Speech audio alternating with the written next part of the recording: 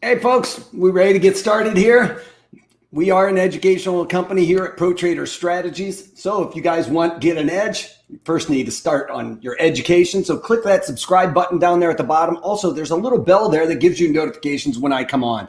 And that isn't always at a finite time. Sometimes when I find an option strategy to trade, I'm going to pop on here throughout the day and talk about that trade. So make sure you got that notification so it'll kick it back to you that we're going live. All right. Also, throughout this video, please feel free to comment on the side there. We are going to be looking and monitoring the comment section over there to make sure that you guys are all clear of concept. And finally, smash that like button for me. It really does help out. All right. So in this video, we're going to talk about options specifically, but we're also going to briefly touch on swing trades and how to implement a strategy around any given assumption we find throughout that. All right. So without further ado, let's get on with this. And let me blow this up a little bit more. Like I said, we're going to be talking about swing trades and specifically with the short iron condor. Now, I know we don't come into every single day, folks, and say, hey, you know what? Today I need to put on an iron condor. Let's try and find an opportunity. That's not really how this all works, is it? What we're doing is we kind of flipping through the charts and we will find something that maybe strikes our interest. And then we have to start looking at the internals of that underlying to define what type of strategy will fit best with our given assumption. And I'll show you how to spot that stuff really quickly as we go through this. All right. So yes, we are going to talk about an option strategy, but first let's talk about swing trades. And specifically, what is a swing trade, right? Well, a swing trade is as simple as a trade that lasts longer than a day. All right. Yeah, we'll dig into that a little bit more. A day trade is specifically a trade that you enter and exit in a single day. A swing trade is something that lasts longer than a day. But more than that, when we really look at this, we are looking at directional moves, right? Sometimes we see a bullish move. Sometimes an underlying has got a market neutral type of objective. And then sometimes we see these underlyings in a bearish type of move. So this is a total bear trend, right? As the overall trend that we're looking at. And this is a bull trend, right? And this is a neutral trend. All right. Then the next thing we need to do is trying to find these support and resistances. And the way we do that is we look at how the underlying is moving like this, right?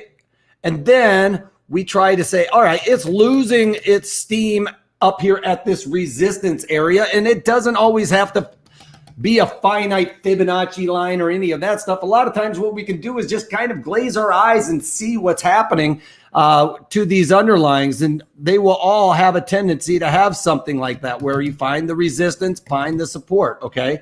And it'll kind of do that, but you're ultimately looking for the major support and resistances. In this one, you could even say that there's another little tiny support in that drawing that I drew, and maybe another resistance there, okay? So those are things you're going to be looking for. You know, I would say that if you are a newer trader, you wait for that extreme move before you start entering a trade.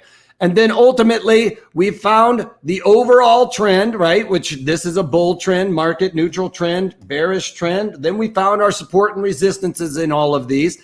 The next thing we want to do is look at what's happening inside of this one. And we can see that this one is a bull trend, found the support and resistance, but the finite thing that we're going to implement our strategy on is the pattern within the trend. And you can see that this is a bull pattern working out within that trend. We got another bull one here. So all of them, I basically made a bull, but we're going to make it look like we're looking for some type of pattern in there. Sometimes, you know, on a neutral one, that would be a bear pattern within a neutral trend. So we're specifically looking at the pattern within the trend. I usually use Fibonacci's and I rely on those quite a bit. But again, you could kind of glaze your eyes and say that right in this area is a resistance area, a support area right there. You know, you got another one a little bit further down. You're going to have to decide which one you want to look at. You know, I would say that this dark lines that I've drawn in there are more for a higher risk tolerant person because you're going to be entering into these trades without those major extremes. If you are newer to options trading or newer to trading in general, I would wait for those major support and resistance areas, the ones that maybe be a little bit further out to enter those trades, okay? Until you start getting more comfortable. And then why would I look at this one specifically? Because this doji right there is something that looks like this, and we call this a hammer doji, okay? So that's something I'm looking for at the top of a move, or something like a hangman doji or a tombstone doji, okay? Those are things that you're looking at for the top or a bottom of a move to give you that indication that the pattern is starting to revert, okay? So you look for those types of chart setups where you see those candles like that, where they have a real long wick either above or below that major base, okay? And it can even have like a little tiny wick hanging out the bottom. As long as this top wick is a little bit longer than this bottom one here, that base would still make it look like a top. And we generally call that a spinning top doji then, when it has a little tiny wick at the bottom. All right, but still an indication. If you are less risk tolerant or newer to options trading, wait for at the top of a move a red candle to confirm that. And that red candle should finish or close out at the bottom of the wick or below that, okay? So those are things you're looking for in a swing pattern reversion. So that would be something I would look for in a setup like this one. Again, you can blur your eyes. I've drawn in some lines in here, but you can kind of blur your eyes in here and see that we have my resistance might be a little bit high because this, believe it or not, this line goes way back to like 2018. So you could draw a line in like that maybe and do your own lines, make them a little bit tighter as well. But you could see that the market came down, bounced off of my support levels several times, right? Maybe not just clipped it, which a lot of times with swing trades, especially if you're using the stock or future, you're waiting for it to actually clip that line and move back in to that channel. That's usually what swing traders will look for, especially if you're using stocks and or ETFs futures, the actual asset, all right? And that's because you're winning or losing dollar for dollar. The beauty in using options, and we're going to talk about this a little bit more, I'm getting a little ahead of myself, is that you can get much better strike location using options than you would otherwise, or entry points, I should say, better entry points than you would with the actual underlying, because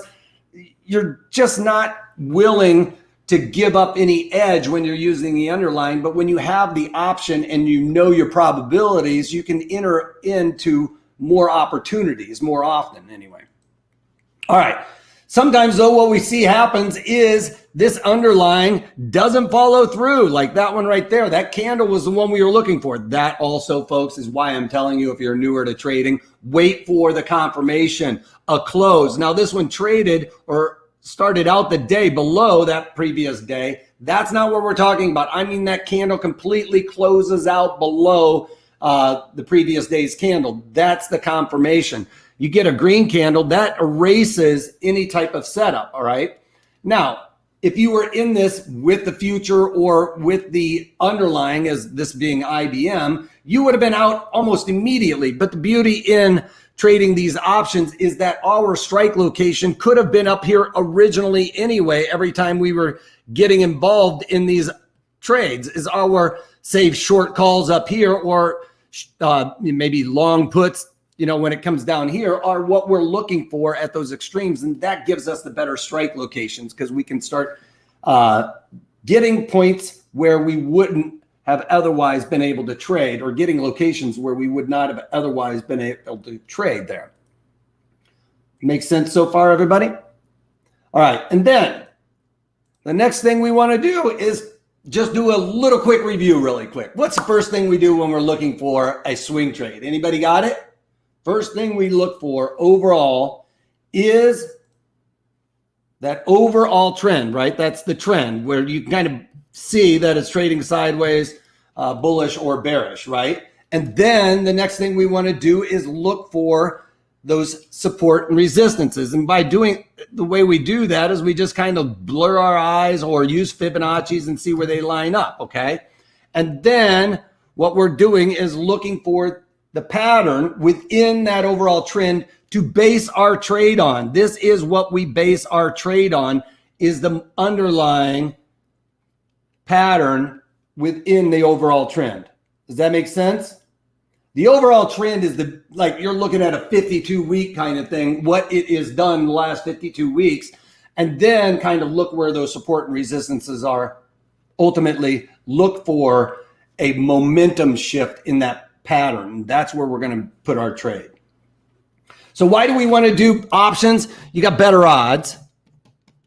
And I'll talk about the odds here in a minute, but you get better odds. And if you know you have better odds, then you're going to be able to stay in these trades a little bit longer because you're going to be thinking about the probabilities rather than your P&L going up and down moment by moment, okay? And that's what I want you guys to focus on here when we're trading options or trading in general. You know, one of the very first things I learned on the floor of the board of trade, I was talking to we called him the whale. He was the biggest notional value trader on the floor. So he was in our pit trading Fed fund futures. He asked me how I was doing one day, and I told him my dollar amount I was up that day. And he looked at me, shook his head, and was kind of disgusted. And he was like, dude, as long as you're thinking about this in money, you are going to be emotional and you're not going to be a good trader. You have to think about it as probabilities. And that was really the light bulb moment, folks, is that if you are correlating every trade, trying to think, okay, I need to make $200 on this trade, you are emotionally attached to money. We can't get rid of it. I'm emotionally attached to money. Everybody is. But once you get rid of thinking about it as money and probabilities of success or the probabilities you're going to lose, then that really clears up those muddy waters. You will be able to look at it, even though the trade might be going against you, you're thinking in your head, I've got the probabilities in my favor, and therefore I can stay with it and stay mechanical. You're also going to have much lower margin requirements. And why is that good? Because a lot of us are trading with smaller accounts, right? And if you have a smaller account value, the only way to really be able to hedge an overall portfolio or have a portfolio of enough different underlyings in there to have a nice balanced portfolio is to use leverage, folks.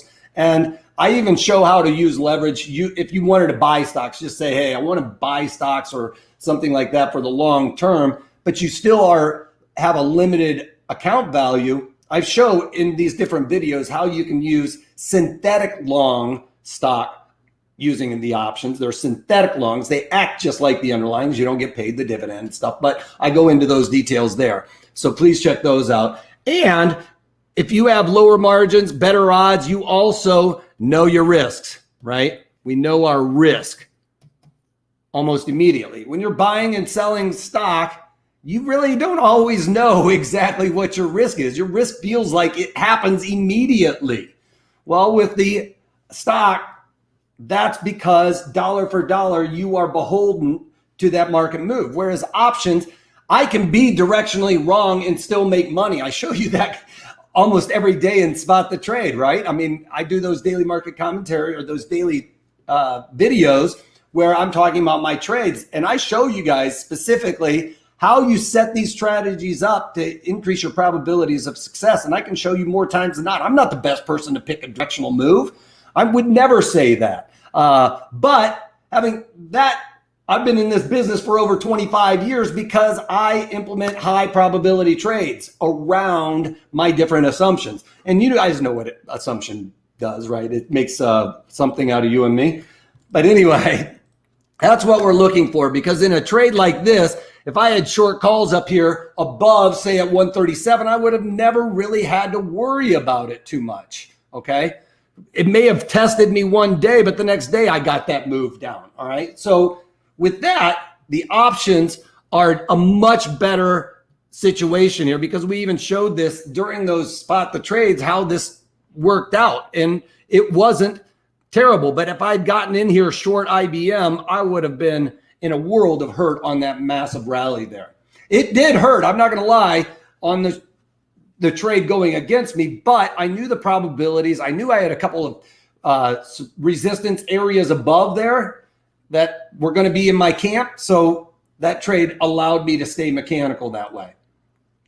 Again, this one, the reason why I wanted to pull this one up, you know, most of the time people would say those are your only two opportunities on this underlying. That was the only two times it really came down and hit that support level, and maybe a couple of opportunities on the upside here. You might have taken that one, but I doubt it. It never really tapped it. So that's what most people would talk about for a trade like this. But with the options, I would have been able to get involved much more often, because on something like this, on that rally, when it comes up to look like it's even going to test it, that's when I would be looking to implement a trade for a bear move here. And obviously a bull move along here. I probably would have picked this one too because of the 200-day simple moving average that it's bumping up against. I think that's the 200-day. Actually, that's probably the 50-day simple moving average on this chart. But anyway, when it comes down and hits the 50-day simple moving average, that would be another opportunity to get involved as well, because that is something that will show some support and or resistance depending. So it will give you the opportunity to get more trades on and better strike location, because although you might not have taken this trade, my, you know, short puts, long calls or whatever, long calls or short puts down here would have given me a strike location. You know, maybe my long calls would have been here and my short puts well down here at this level, right? So I can get good strike location based on that and still know that I have that support in my camp, okay? So you can get involved a little bit more often. So this is something I'm looking at today, and obviously I try to get ready for these videos before the close of the day. So we did get a bit of a move here in XLU towards the end of the day, but I am just kind of looking at different areas of resistance, just blurring my eyes. Like I can see a couple of tops right here, right? So that would be something I would say is kind of a resistance, not a very good line. And then the other one, we can kind of throw it up there. I probably should have used my straight lines. I just know I've got a better chart coming up for you.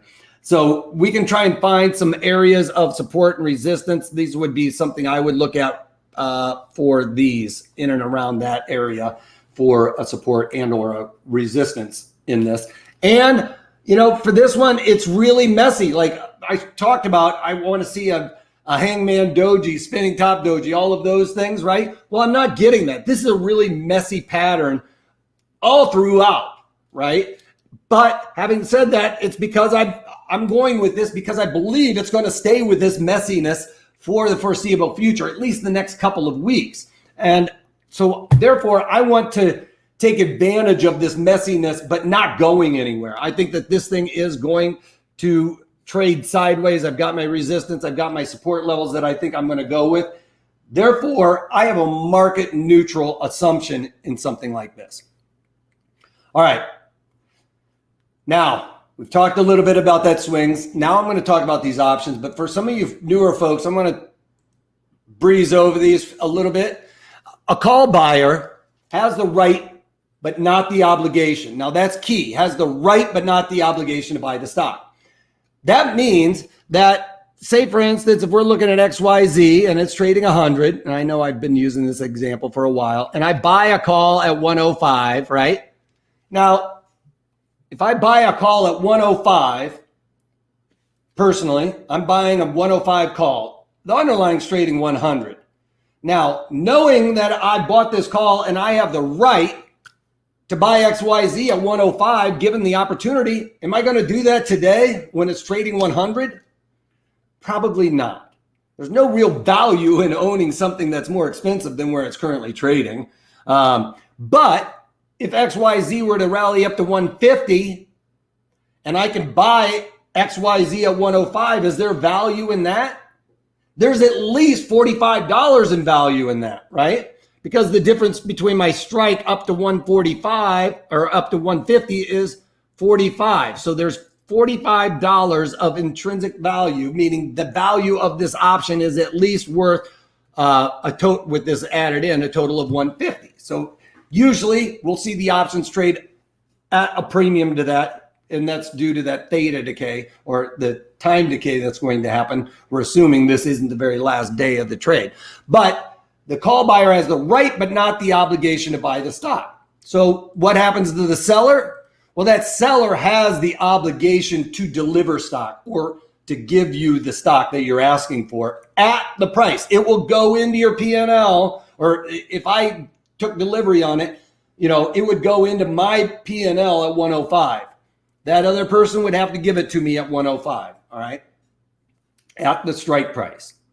And the put buyer has the right, but not the obligation to sell the stock. So if I buy a put, that's why you always hear people talking about if you buy a put, that's protection, right? For the downside. That means I have the right to sell it at whatever put strike I have. So if I had the 95 strike for the puts, I bought a 95 put.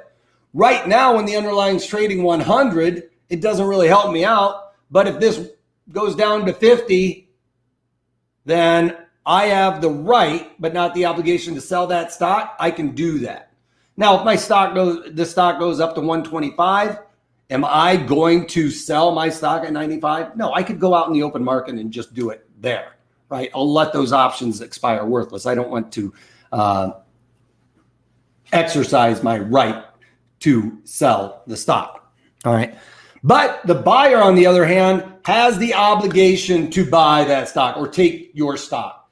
So the seller, if the underlying starts going down, the seller of that put has to buy the stock at the strike price, okay?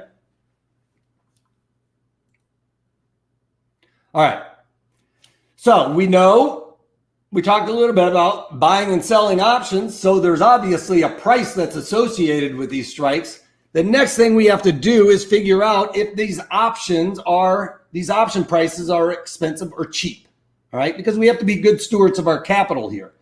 And the way we do that is through implied volatility. So when we're looking on the option montage page for implied volatility, it's not there. It's a trick question. Vega is implied volatility. Somebody just got really cheeky and said, hey, you know what? We got all kinds of Greeks over here. Let's make implied volatility a Greek. Let's call it Vega.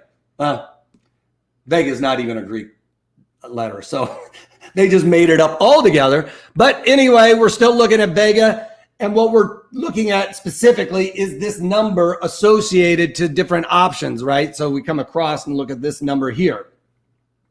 So I'm going to key in on this one right here, the 1966, all right? So Vega is implied volatility. And what Vega tells us is for every percentage point increase, we see our premiums increase by the corresponding Vega, all right? So that means this number here. So we're saying it's 1966. It goes up by 1 percentage point to 2066. We would see on this option 9 cents go into that premium. The underlying doesn't have to move. Nothing has to change. Day doesn't go by. Nothing else changes. We're isolating Vega and it increases by 1%. We would see our premiums on both the calls and the puts increase by that corresponding Vega across the board, all right, to the corresponding one. Now, that means this one's going to go with that one, right, all the way up. So the corresponding Vega increases those premiums.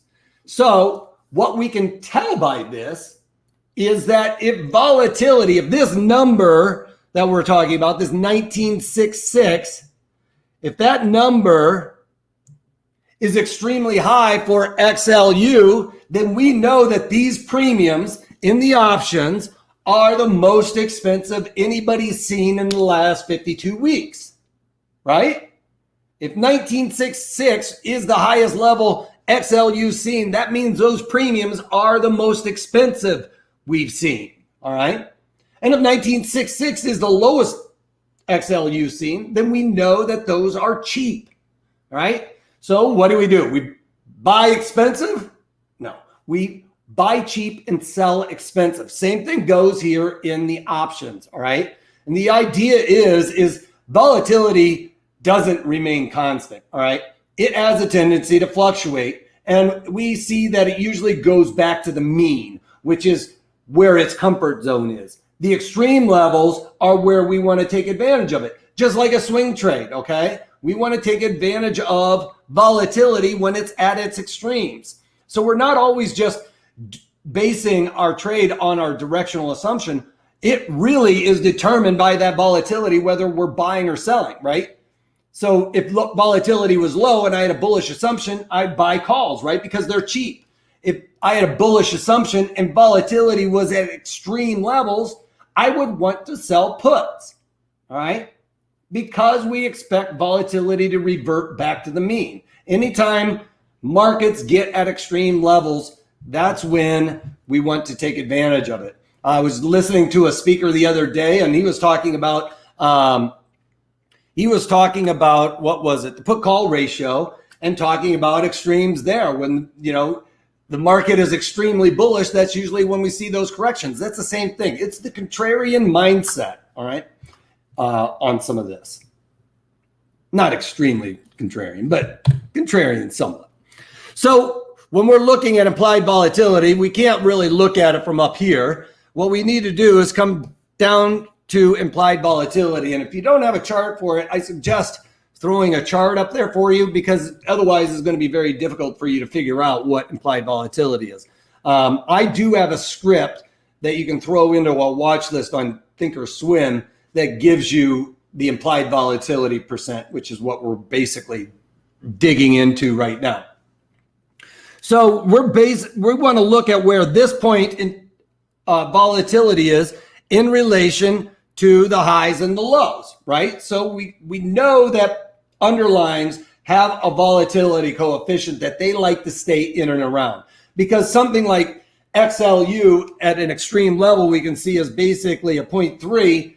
Well, Tesla's probably never traded down to a 0.3 implied volatility, folks. So we have to look at that number in relation to what the underlying has seen in the past in order to determine if these are expensive or cheap, because we have to compare apples to apples. I can't compare XLU, which is an ETF, it's a basket of stocks, to a high-flying tech like Tesla, okay? They're just completely different worlds.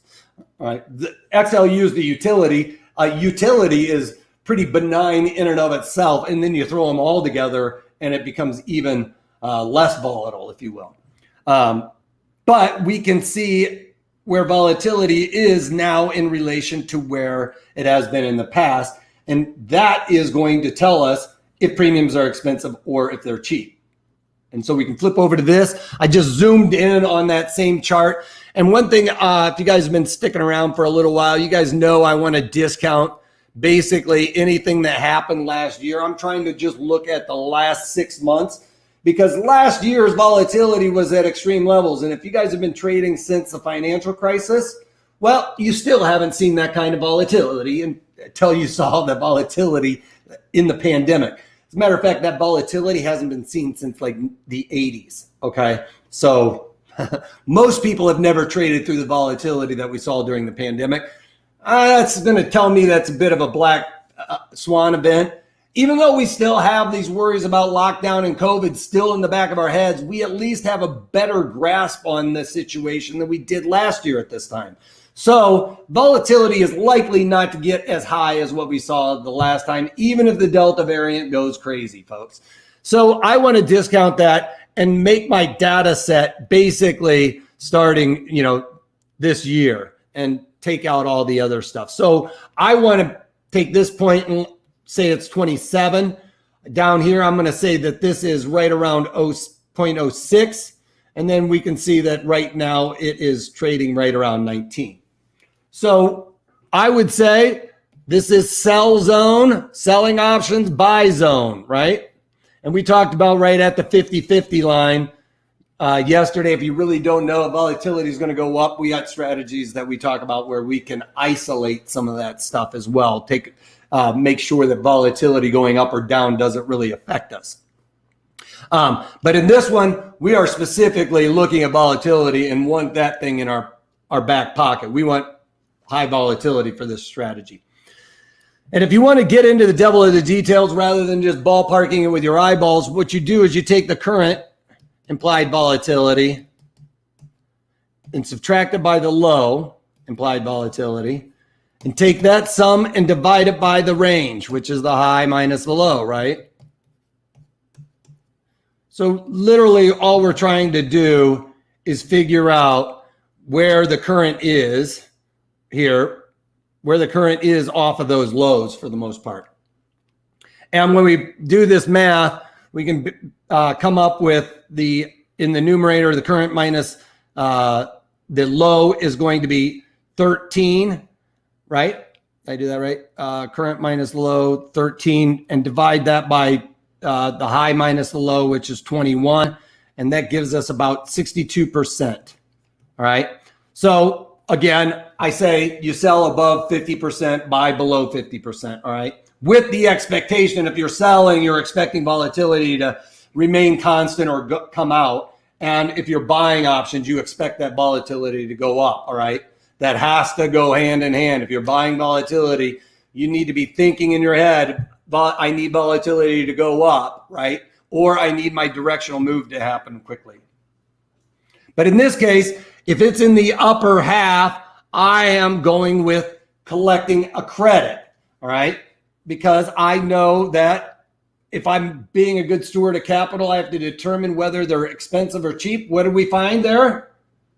We found out that they're expensive, and therefore the option strategy we're going to be looking for entails collecting a credit, okay? Because I expect that volatility to come out as well. I want to collect a credit. If volatility comes out and nothing happens, I make money, right? Because we talked about the volatility increase and premiums go in. Well, a negative move in volatility means those premiums come out without anything happening. The underlying doesn't move, all right? So we want to sell options because we want that volatility. If that volatility comes out, it helps us. Can we do anything else to help our cause here? We can get that thief in our pocket. We want that guy on our side, right? If Theta is the thief in the night that comes and steals our premiums, well, we want that thief in the night to have an open door, right? So what we see happen here, and it's not linear, folks. It doesn't happen $1 today, $1 tomorrow, $1, okay? It starts out a couple of pennies and starts ratcheting up and then starts getting more and more aggressive as we get closer and closer to expiration. So we can see that the line would generally start to overall kind of flatten out a little bit. It never goes flatline though, folks. It'll feel like it's pretty flat, but never go flatline. And we can see that basically the 35 days to expiration here, we can see days to expiration is where it gets really aggressive. I like to look at around 45 days to expiration, and I look to sell. And if I'm buying, I'm basically outside of 70 days here to buy options. All right. So I've already determined they're expensive. So I'm leaning towards selling, right? And if I'm leaning towards selling, then I want my options to decay at this rate rather than this rate, right? Out here. I want this decay happening. All right. And volatility also, as this line, if we got into this and volatility was increasing, it feels like it pushes this line up and actually holds off Theta. But when that volatility comes out, it catches back up. Okay. So this, that's why we're trying to get into that high volatility. You can think about it as a balloon. As you inflate it with air or inflate it with volatility, it kind of fills out a little bit. And when you let go of that volatility, it flattens, right? So that's what we want to take advantage of with Theta. And we can see this show up on our platform here. This is SPY, and I did it because it's a big dollar underlying, and it gives us a more dramatic effect, if you will. But we can see out here 150 days to expiration. We're looking at the thief in the night, which is this Theta coefficient on the put side and the call side there. So Theta, we can see out here 100 days. Look what happens during these next 70 some days. It only increased 1 penny over the course of this 70 days from 149 to 86. And then even from 86, this 30 days to 58 days, we can see theta only increased another penny from 7 cents to 8 cents, right? Well, this is right in that wheelhouse of 45 days. It's actually 48 days, but very close to that. We can see that during this time from 45, the next 25 days here, look at that jump. It jumps by 5-6 cents, right? That's the kind of theta decay I want. So I want to get involved in and around that 45 days to expiration when I have high volatility, because I want theta to start working in my favor. All right. If we look at our stock though, the one that I want to look at for today, we're looking at XLU. Again, we will see out here 160 some days to expiration. Theta is not very much at all. It's 1 cent. One thing we notice about theta though is it's negative on both sides, right? I told you the option montage here. All of these Greeks have the assumption we're moving forward or there's an advancement, all right? And what I mean by that is the underlying moves higher by $1, all right? Theta, a day goes by. Vega, volatility increases, okay? So all of the coefficients are assuming a move higher or an advancement, all right? If you pull back, the underlying goes down or volatility comes down, or you find a flux capacitor that can take you back in time, well, that isn't going to happen. Theta is always going to be negative, all right? We can counteract it, but you can't get rid of it necessarily.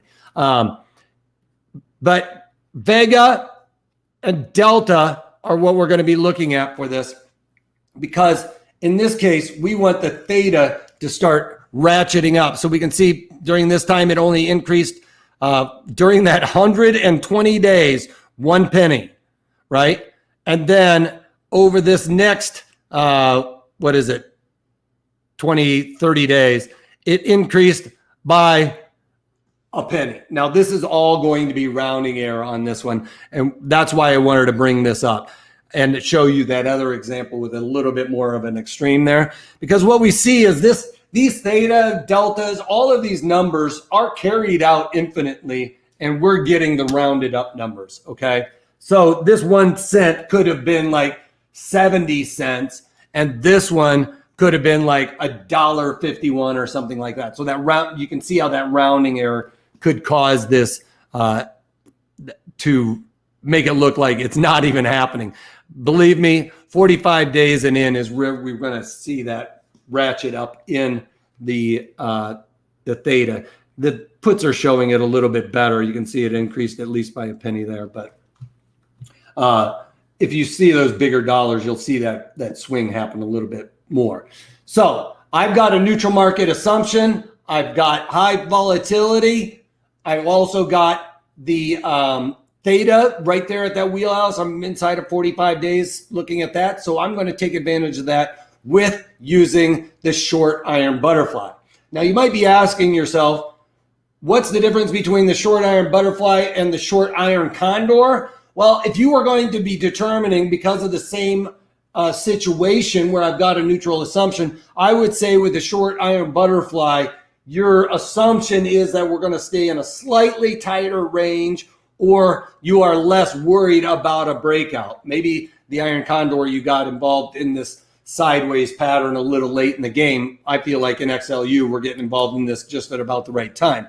And I don't think that it's going to move very far. So I have a tighter range with the short iron butterfly, okay? And with that, I'm getting, because I believe there's a tighter range, I'm also taking on a little bit more risk, right? Because a tighter range is less likely than a bigger range sometimes, all right? So, but I have a bigger reward, which is the payoff. I'm looking at it as the payoff is what is making up for it. Now, the advancement, back to the advancement on the options. Delta tells us the rate of change in an option, meaning if XYZ moves up by $1, my premiums move up by the corresponding, or move, I should say, by the corresponding data point. And puts are negative because it's an advancement, right? We're assuming everything is always moving higher. So puts are negative, calls are positive. So if the underlying goes down, what happens to the puts? Well, they become positive to our position, right? Because a negative move plus a negative delta makes that positive to the position. Those premiums would add into on a negative move. All right. But what I want you to take away from this right now is this is your odds of being in the money. All right. By 1 penny, folks. During the life of the option, you can see this underlying hit those strikes all day long. Okay. That's a much higher probability than the underlying trading to that strike and finishing a penny in the money. All right. So delta tells us the probability of being in the money. It also tells us, most people talk about it, it affects those premiums in relation to what the underlying is doing. But I look at it as the odds. Whenever I'm looking at my charts and stuff like that, or my option montage, I'm looking at delta as my odds. All right. And we can see this happen on a standard deviation curve because really that's all these deltas are, is the standard deviation probability. Okay. So what we're talking about is when the underlying is trading right here, it hasn't moved. Okay. And then what we're looking at is this is a 16 delta because what happens outside on this part of the curve is a 16% probability. Okay. And again, on the call side, we could say this is the puts because they're negative. We're going to say this is the calls because they're positive. For this to happen is a 16 delta because if you add up all of these numbers all the way out to 5, 6 standard deviations, it's going to add up very close to 16. So this is where we're going to try to define our risk at around that 16 delta. And we're going to be right here getting short at the money. All right.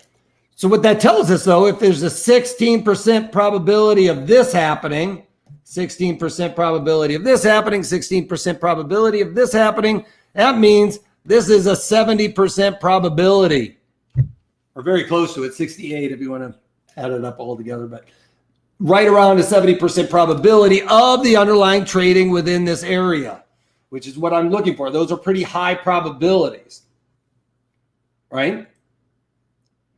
And something I want to talk about with this one is every standard deviation curve doesn't look the same. Sometimes folks, they'll look like this. Sometimes they'll get skewed the other way where they go up like this and have a long tail there. But what I want you to look at here is a couple of standard deviation curves that look like that. We can look at one that looks like this, right? So these are extremes from the previous standard deviation curve that I was looking at here. This is a normal distribution. We can see that this one, we have a flattened one and a taller one. I always say, think about it as a bucket of volatility. When volatility is at its highest level, it squishes down that bell curve. This could still be that 16 delta, okay? Because that volatility is weighing down on it. But if we still have that volatility bucket in here and the volatility was like this and very low, well, then all of a sudden the pressure of that bell curve squeezes up. If that happens during the life of our strikes are still out here and our probabilities of that happening are much less, right? So we want to get involved in these when the volatility is at extreme levels because of our strike location being so far away from where the underlying is trading. All right. And if that volatility bucket comes out, our strikes are still out here. The option montage will then say, all right, we're at a 16 delta here. So those deltas, although the strike location will change according to the deltas, what we're saying here is we're trying to get this curve when it snaps. All right. Because our strikes will stay there. All right. The higher volatility is, volatility just says, hey, we're expecting a bigger move. And when volatility is really low, hey, we're not expecting a big move. I look at it on the flip side. When you guys are expecting a big move, it's probably not going to happen, right? One of the things we used to say on the floor all the time was, as a floor trader, the market is going to try to hurt as many people or the most amount of people as often as it can. So if that's true, well, then you kind of need to be on the other side of it, right? All right, let's get on with the strikes here. So with this one, it's a little bit different than the iron condor. The iron condor, we were getting around that 36 delta. Now we're going to the at the monies. Now we can't always get an exactly 50-50 delta. We're going to get the ones that is as close to 50 delta as we can. And then we're selling the same strike in the opposite. All right. So same strike, on the calls and the puts. They're going to be the exact same strike. And then we're going to look out in time to try and look for that 16 delta. Again, it's not always the 16 delta, but with higher volatility, we will also see that number get pushed out a little bit further. Sometimes it'll be like a 10 delta, which is even better. Gives us a lot more room to be wrong on that trade. So if I'm going to break this down in the option montage for XLU, I'm going to that one that's inside that 45 days to expiration, right? Because of that theta decay we talked about. We already talked about this volatility was extremely high, or not extremely high, but at a higher level in 60 some odd percent, which is in that sell zone. I know I need to collect a credit. So I started out selling the at the monies on the 67 strike. So that's the one I'm looking at across here and on the puts. We can see this one's a 53 delta and this one's a 48 delta. But that's about as close to the 50 deltas as we can get, right? Those are the closest ones to that. And when I collected that credit, I'm trying to define the risk at a location where I'm risking one to make one, right? So I've got $5 wide here from 67 to 72 is $5 wide. I'm getting a credit of $2.45. So right around that 50-50 is what I want to try and shoot for. I collect 50% the width of the spread. It's $5 wide. I'm collecting $2.50. All right. Does that make sense for everybody? Y'all still with me? Everybody alive out there? All right. So this one, the reason why I like this one is we collect a fat, juicy credit, $2.50 versus the one we were talking about last week, which we were probably collecting on this underlying. If I was using this one, I would have been collecting about 30 cents for a dollar wide, because that's, 50 cents for about, no, 30, sorry, on the iron condor, we were collecting 30 cents for a dollar wide. So we were risking two to make one. And this one, I'm risking one to make one. All right. And with that, the iron condor, my defined risk was right around the same area as my defined risk on this strategy. But I probably wouldn't have felt the angst on a bigger move with the iron condor as I would with the iron butterfly, okay? Still going to work out the same. The iron butterfly will probably, you'll be in and out of that trade relatively fast. The iron butterfly is going to take a little bit longer to decay out. Theta is affecting those at the monies a little bit faster, but to get down to about 50% of max profit versus what we talked about with the iron condor is going to take a little bit longer, right? Because we've got a larger amount of money we're dealing with that's got to decay. But if we get that volatility coming out, that will expedite that theta decay. All right. So now we want to talk about the risk reward of this trade. We're still talking about the same trade, but we want to talk about the risk reward on it. And it's defined risk, so we know we have that. But if we pull up the Analyze tab here, we can see that our max profit is that $245, because remember, when you're dealing with options, for every one contract, every one option is equivalent to 100 of the underlying. All right. So that means if I bought one call, right, and I wanted to convert that to stock, I would be getting 100 stock. Okay. So that's why it's multiplied. So $245, $246 is my max profit on that. I'm going to look at getting out at about 50% of max profit if I can. All right. So I'm going to get out at about $1.25. My break evens Basically, if you add the credit to the call to the upside, that's your break even to the upside. So I did the 67 call that I'm short, add in that $2.50, 69.50 is my break even to the upside. To the downside, just subtract that credit. All right, because basically it's the strike, and if I get a credit, it gives me wiggle room. Okay, credit gives you more wiggle room. And with that said, then I did the 67 strike minus 250. We're at 64.50. All right, for the break even to the downside here. That's where the break even is, 64.50 in there. So that's what we're looking for. Our max loss is going to be the difference between that spread. We have $5 wide. We collect the 246. Then my overall total risk is 254, right? So $5 wide, right? And I'm collecting 246. Subtract that, basically I've got $2.54. That's my total risk, total reward, and the break even added to the calls, subtracted from the puts. Pretty simple, right? Now, where do you get out on a loss, right? I would say you get out if you're entering into this based on these tops that I was looking at.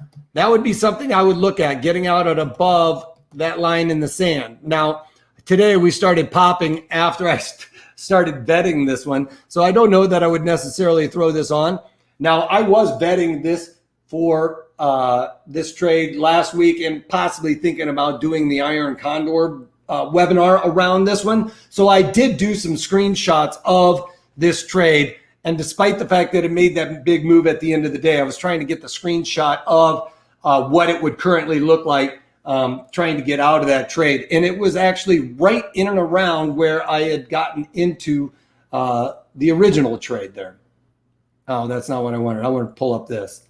Where's that at? I think I took a screenshot of it. Where is it?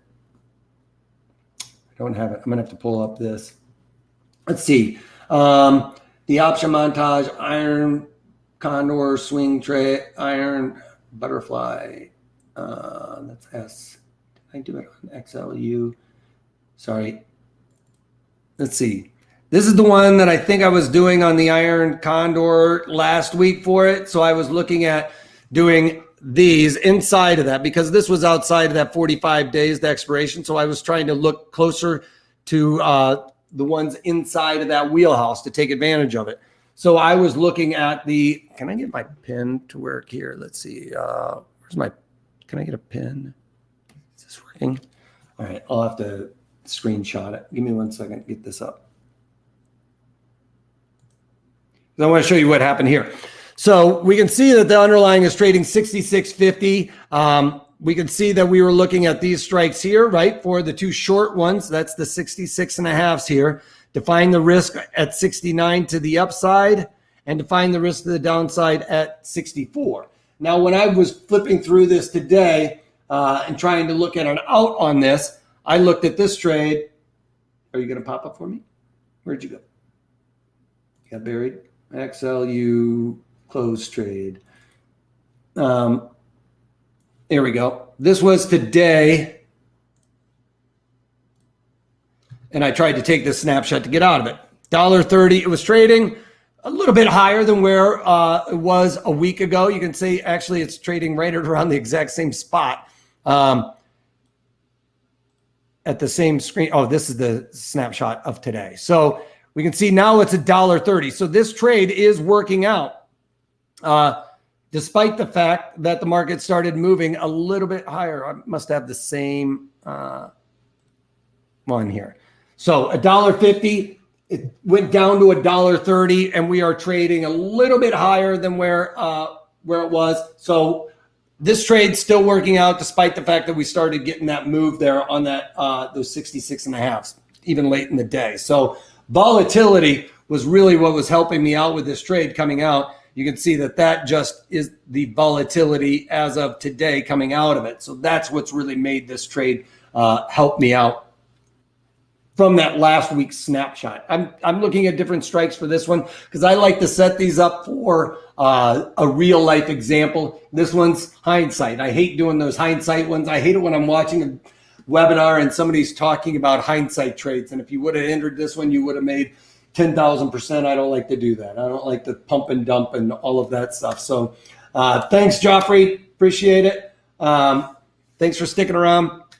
That's about it, though. If you guys want to learn a little bit more about taking or trading options, check out this course. This is how to trade options like the Wolfman, over 15 hours of content, how to protect against rising interest rates. Going into next year, folks, you're going to have to worry about rising interest rates, how that's going to affect an overall portfolio. So if you have a portfolio that is a mix of stocks and bonds, you need to protect that bond side, which is probably almost close to 50% of your portfolio. And maybe you're a trader and you're thinking, hey, I don't trade bonds in my portfolio. Well, you might be thinking about your financial advisors who's not going to be hedging that portfolio for you. So you can hedge that portfolio in your margin account. Everything's added together when you're thinking about portfolio and hedging. All the different ones, the IRA, the margin account, the 401k, all of those things are your portfolio, folks. Think about all of it. And spotting the trades using that market profile. I love the market profile. Another reason why I'm looking at this trade is it's getting a little extreme at this level. We've got a point of control down here, which is going to act as a little bit of a magnet, and it's going to be trying to draw down the market, all right? Pull it back down into this value area where everybody has been trading.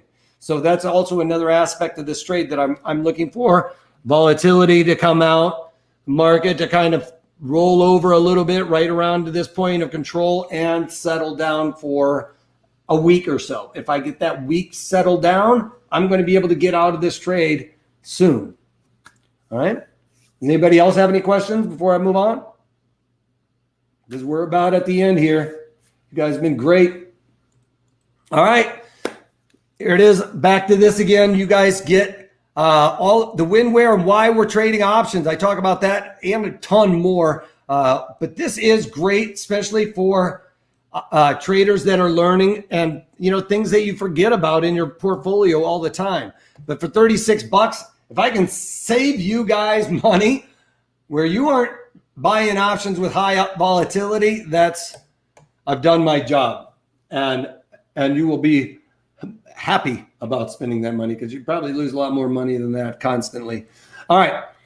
Here's also a better breakdown. If you guys want to look the trade options using Gamma, those are shorter term trades, maybe day trades, things of that. History of options, some fun ones in there to mix it in. It's not all just heavy content. You guys, like I said, I tried to build from simple concept to real life examples for you guys. So at the end of it, it's all logical. All right.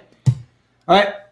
So take advantage of that. Thanks all for showing up here. I do appreciate you all. If you have any questions, comments, please reach out to us at 310-598-6677 or trading at protraderstrategies.com. I'm throwing a hot link right now over in the chat window for you folks that you can hit on this to go in Pro Trader Strategies. Check that out. Hey, also, if you have anything you want me to cover, comment over in the section that side there where that link is. Let me know. I'll even circle back around, make sure everybody's clear of concept. I know not everybody gets to watch these live. Also, please, before you go, hit that like button. It does help us out. And finally, don't forget to click on that bell down there in the corner so you guys get notifications when I come on live unannounced. All right? That's all I got for you guys. I appreciate you folks sticking around and signing up. Finally, if you can't take that, take it easy. Bye now.